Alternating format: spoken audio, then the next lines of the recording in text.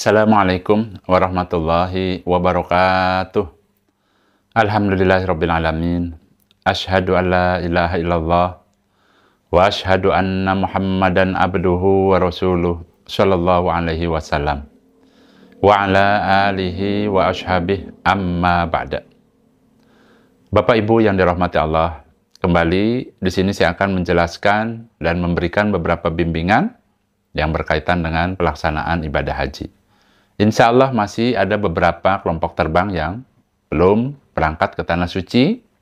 Ya. Jadi ini bisa menjadi suatu bimbingan dan juga bisa menjadi pemahaman agar tambah paham dan bisa mempersungguh ibadahnya di Tanah Suci. Ada beberapa tempat pada saat Bapak Ibu akan melaksanakan haji, insya Allah Bapak Ibu akan berkunjung ke tempat tersebut. Hanya saja dengan adanya penjelasan-penjelasan yang akan saya jelaskan ini, ya, mudah-mudahan bisa menambah keimanan, bisa mempersungguh nanti pada saat berdoa di tempat tersebut.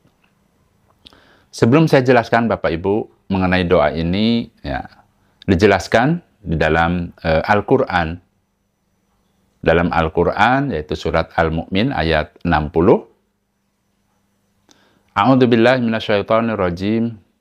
Wa qala rabbukum, dan berfirman Tuhan kamu sekalian, ud'uni astajib lakum. Berdoalah kepadaku Allah, niscaya Allah kabulkan untuk kamu sekalian. Innalladzina yastakbiruna, dan sesungguhnya orang-orang yang sombong, orang-orang yang menyombongkan diri, an ibadati, dari menyembah kepada Allah, sayadkhuluna jahannama dakhirin. Allah akan memasukkan kepada mereka, dimasukkan ke neraka jahanam dengan hina dina. Ya, dengan hina. Nah, ayat ini Bapak Ibu, Allah memerintahkan kepada kita untuk berdoa kepada Allah, minta kepada Allah, karena pada dasarnya kita ini orang yang fakir, orang yang banyak keperluan, orang yang banyak kekurangan. Ini merupakan ibadah. Jadi doa ini merupakan ibadah Bapak Ibu. Terlebih, ya, ini merupakan perintah dari Allah. Kemudian juga kalau kita tidak meminta kepada Allah, maka hukumnya tadi apa? Termasuk orang-orang yang sombong.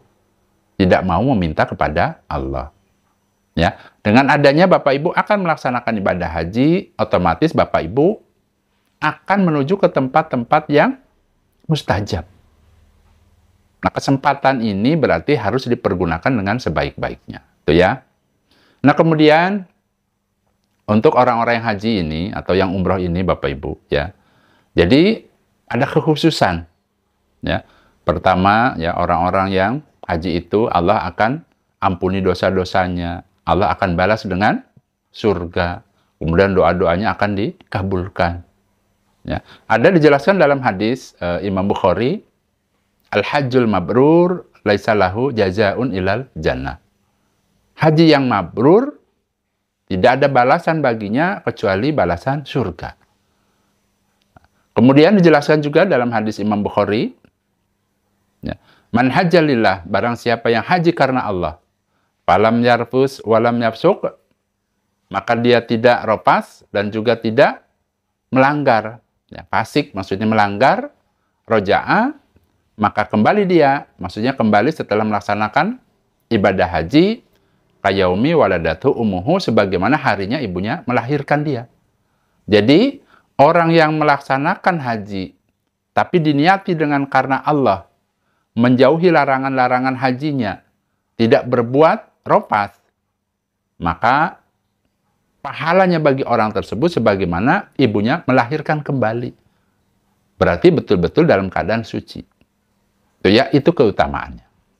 Nah, apa saja yang harus dilakukan oleh Bapak Ibu yang akan melaksanakan ibadah haji? Jelas, Bapak Ibu ya, bisa melaksanakan semua yang pernah saya jelaskan. Jadi di sini saya akan fokus mengenai tempat-tempat yang mustajab untuk berdoa. Yang pertama, tempat yang baik untuk berdoa atau mustajab untuk berdoa yaitu multajam. Ya, multajam ini Bapak Ibu, ya, tempatnya atau lokasinya berada di antara Hajar Aswad dan pintu Ka'bah. Ya, posisinya berarti ada di situ. Dalam hal ini kan mungkin Bapak Ibu belum tahu, ya. Hanya saja umpama pernah mendengar yang namanya multajam. Nah, multajam ini merupakan tempat yang baik untuk berdoa sebab ya, bila mana Bapak Ibu bisa berdoa di situ, itu merupakan tempat yang dikabulkan. Dalam hadis dijelaskan ada tata caranya, ya, sunahnya. Pada saat Bapak Ibu umpama bisa ke tempat itu bisa berdoa. Ya, yang pertama, ini saya singkat saja karena panjang Bapak Ibu. Ya, yang pertama pada saat umpama Bapak Ibu bisa mencapai tempat itu, ingat posisinya berada di mana? Antara pintu Ka'bah dan Hajar Aswad, atau dibalik antara Hajar Aswad dengan pintu Ka'bah. Posisinya adalah dadanya supaya menempel ke tembok Ka'bah. Tempelkan. Pipi yang kanan tempelkan, berarti ya, wajahnya menghadap kemana? Wajahnya menghadap ke Hajar Aswad. Kemudian lengannya, tangan lengan ini, ya, itu menempel ke dinding Ka'bah. Jadi posisinya dada menempel, ini nempel, tangannya nempel, kemudian pipinya nempel. Itu tuntunannya dalam hadis dijelaskan seperti itu. Itu ya. Terkadang kan mungkin pernah lihat, ya, ada tentara yang berdoa, tapi yang sesuai dengan hadisnya itu posisinya pipinya itu nempel yang kanan. Ya, yang kanan tempelkan sambil wajahnya melihat ke Hajar Aswad, posisinya. Dadanya tempelkan, lengannya tempelkan. Itu tuntunannya seperti itu. Itu yang pertama. Ya, yang kedua, ya, tempat yang mustajab yaitu di dalam Ka'bah. Ya. Hanya saja untuk Bapak Ibu, ya, untuk kemungkinan masuk ke dalam Ka'bah ini, ya mungkin merasa kesulitan. Karena hanya orang-orang tertentu yang bisa masuk ke dalam Ka'bah. Dan ya mungkin saja kalau Allah memang menghendaki seseorang diqadar oleh Allah untuk bisa berdoa di dalam Ka'bah, berarti orang tersebut termasuk orang yang beruntung karena bisa langsung berdoa di dalam Ka'bah. Ya. Yang ketiga, yaitu di Hijr Ismail. Ya. Kenapa saya jelaskan yang ketiga ini Hijr Ismail, Bapak Ibu? Jadi Hijr Ismail ini merupakan bagian Ka'bah. Ya, dijelaskan dalam hadis pada saat itu, ya, Aisyah, ya, meminta kepada Nabi, ya, dia ingin sholat di dalam Ka'bah. Kemudian Nabi meraih tangannya Aisyah, kemudian mengajak masuk ke Hijr Ismail, kemudian menjelaskan silahkan sholat di sini karena Hijr Ismail ini merupakan bagian dari Ka'bah. Berarti barang siapa yang sholat di situ, ibadah di situ, berdoa di situ, sama dengan dia berdoa atau sholat di dalam Ka'bah. Berarti mustajab, Bapak Ibu. Ya, mustajab untuk berdoa. Itu yang ketiga. Nah, kemudian yang keempat. Ya, yang keempat adalah pada saat Bapak Ibu tawaf. Ya, nanti insya Allah Bapak Ibu akan melaksanakan tawaf. Ya. Pada saat Bapak Ibu tawaf itu kan dimulai dari rukun Hajar Aswad. Terus berputar kemudian akan sampailah di rukun Yamani atau rukun Yaman.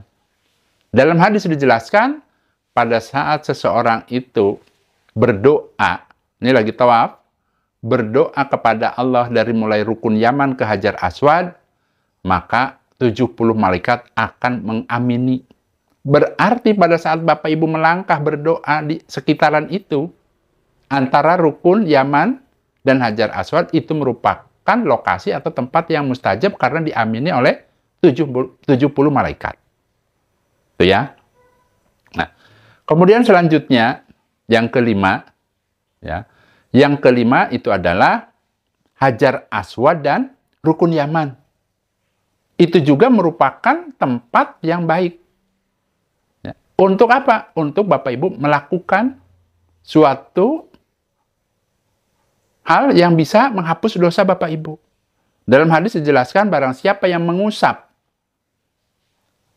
Hajar Aswad dan rukun Yaman, maka Allah akan menghapus beberapa kesalahan. Nah, berarti Bapak Ibu diniatkan ingin dihapus beberapa kesalahannya, ingin dihapus oleh Allah beberapa dosa-dosanya. Cukup dengan mengusap Hajar Aswad dan juga mengusap rukun Yaman. Itu ya. Nah, adapun untuk Hajar Aswad, ya, ada dua pilihan. Boleh dicium, ya, dicium boleh. Kalau sekiranya kesulitan, boleh diusap. Kalau untuk Hajar Aswad. Adapun kalau untuk rukun Yaman, tuntunannya cukup hanya diusap saja, tidak perlu dipeluk-peluk, tidak perlu dicium-cium. Ya, karena dalilnya sangat jelas, ya, barang siapa yang mengusap, ya, Hajar Aswad dan rukun Yaman, maka Allah akan menghapus beberapa kesalahannya. Selanjutnya yang keenam. Pada saat Bapak Ibu nanti setelah tawaf di Baitullah, ya, kemudian setelah selesai berarti kan Bapak Ibu melaksanakan sholat 2 rakaat di belakang makom Ibrahim. Nah, di tempat itulah merupakan tempat yang mustajab untuk berdoa. Ya, pada saat Bapak Ibu setelah tawaf melaksanakan sholat di belakang makom Ibrahim. Silahkan Bapak Ibu minta kepada Allah, berdoa sebanyak-banyaknya karena merupakan tempat yang mustajab. Selanjutnya, ya, pada saat Bapak Ibu setelah sholat di belakang makom Ibrahim, nanti Bapak Ibu insya Allah akan menuju ke Bukit Sofa. Ya, Bukit Sofa ini juga merupakan tempat yang mustajab untuk berdoa. Ya, jadi tuntunannya itu pada saat nanti Bapak Ibu menaiki, ya, kemudian setelah berada di atas Bukit Sofa, kemudian menghadap ke Ka'bah. Ya, ada bacaan-bacaan yang pernah saya jelaskan. Kemudian setelah itu Bapak Ibu berdoa sebanyak-banyaknya. Nah, itu merupakan tempat yang mustajab sambil menghadap ke Ka'bah. Nah, kemudian tempat yang selanjutnya adalah Bukit Marwah. Itu juga sama Bapak Ibu. Merupakan tempat yang mustajab untuk berdoa dan caranya sama. Jadi silakan Bapak Ibu pada saat sa'i, kemudian nanti ada waktunya untuk berdoa di atas Bukit Marwah, silahkan berdoa sebanyak-banyaknya. Itu merupakan tempat yang mustajab. Ya, itu lokasinya yang semua saya sebutkan itu berada di mana? Berada di Masjidil Haram, berada di kota Mekah. Ya, ingat ya. Tadi ada beberapa tempat yang saya sebutkan tadi. Selanjutnya, tempat yang mustajab untuk berdoa, yaitu pada saat pelaksanaan haji. Insya Allah nanti Bapak Ibu pada saat tanggal 9 Zulhijjah, yaitu hari Arafah. Nah, Bapak Ibu insya Allah berada di sana. Nah, pergunakan untuk memperbanyak doa. Nah, pada saat tanggal 9 Zulhijjah di Arafah ini, pada waktunya wukuf, itu merupakan waktu dan tempat yang paling mustajab. Silahkan Bapak Ibu memperbanyak doa di situ. Dijelaskan dalam hadis Tirmidzi, Nabi bersabda, khairu du'ai du'a'u yaumil Arafah. Sebaik-baiknya doa yaitu doa di hari Arafah. Silahkan perbanyak doa kepada Allah, khususnya minta pengampunan dan minta agar hajinya mabrur, karena orang yang mendapatkan pahala haji mabrur, Allah akan membalasnya dengan surga.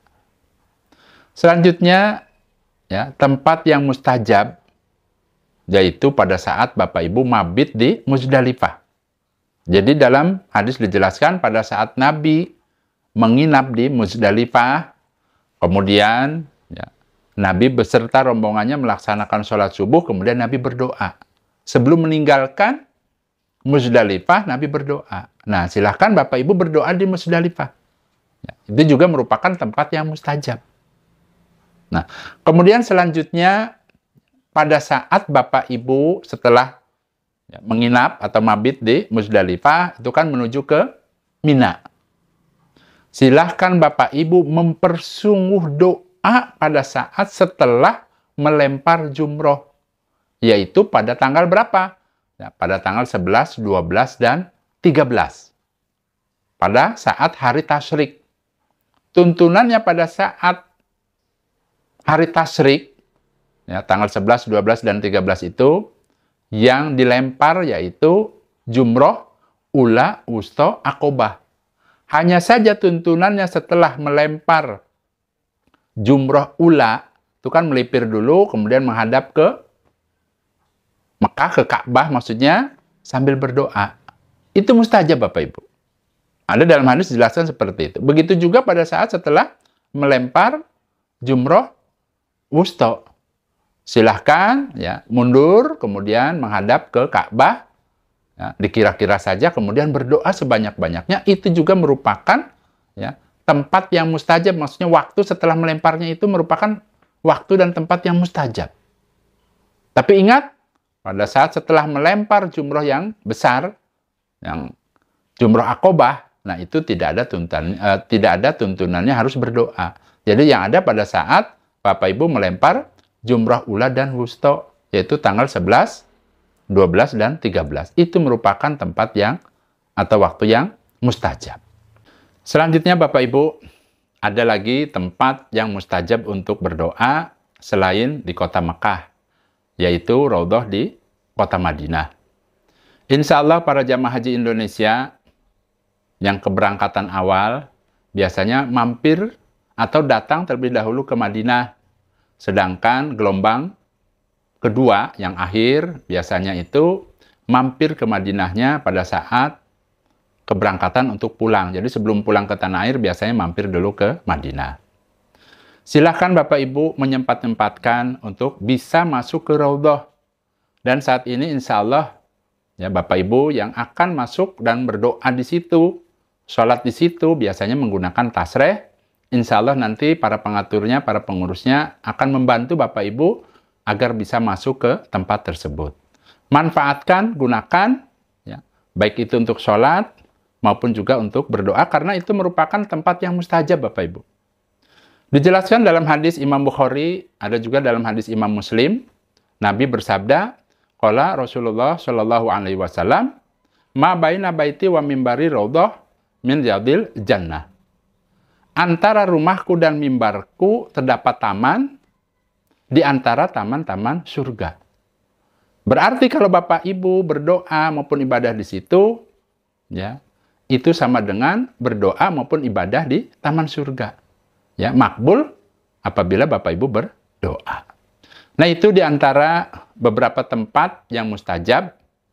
Ya, bagi Bapak Ibu yang akan melaksanakan haji, silahkan disempat-sempatkan. Silahkan memperbanyak doa, terutama minta pengampunan kepada Allah, minta selamat dunia akhirat. Orang yang melaksanakan haji ini merupakan tamunya Allah. Kan dijelas-jelaskan dalam hadis itu, orang yang berperang di jalan Allah, orang yang haji, orang yang umroh, ya, Allah memanggil kepada mereka, mereka mendatanginya, dan apabila mereka meminta, maka Allah akan mengabulkan. Itu ada dalam hadis dijelaskan seperti itu. Ya, jadi silahkan pergunakan waktunya pada saat haji ini. Ya, selain di tempat-tempat tersebut, juga boleh Bapak Ibu berdoa sebanyak-banyaknya. Ya, karena tetap saja sesuai dengan dalilnya Allah akan mengabulkan doa orang yang melaksanakan ibadah haji. Terlebih tadi di tempat-tempat yang mustajab. Di sini saya mengingatkan Bapak Ibu, insya Allah di bulan November saya beserta rombongan akan melaksanakan ibadah umroh selama 12 hari. Dan bagi Bapak Ibu yang ada niatan ingin melaksanakan ibadah umroh, umpama ingin bareng dengan saya, silahkan bisa menghubungi ya, nomor telepon nanti yang saya akan jelaskan. Ya, insya Allah umrohnya selama 12 hari. Ya, kalau ingin menanyakan lebih jelas, nanti bisa menanyakan ke timnya. Ada sebagai admin dari Abah Jojo. Dan juga insya Allah saya beserta rombongan akan ikut bersama PT Indo Citra Tamasya. Silahkan, ya, seatnya masih ada, maksudnya bangku masih tersedia. Ya. Kemarin juga alhamdulillah saya dapat informasi ada keluarga dari Surabaya, insya Allah 4 orang akan ikut bersama Abah. Ya, mudah-mudahan beliau-beliau ini, ya, Allah memberikan sehat, ya, sampai bisa pelaksanaan ibadah umrohnya bisa sehat, sukses, lancar, dan barokah. Nah, saya rasa itu saja Bapak Ibu. Alhamdulillah, jazakumullahu khairan. Saya pamit. Wassalamualaikum warahmatullahi wabarakatuh.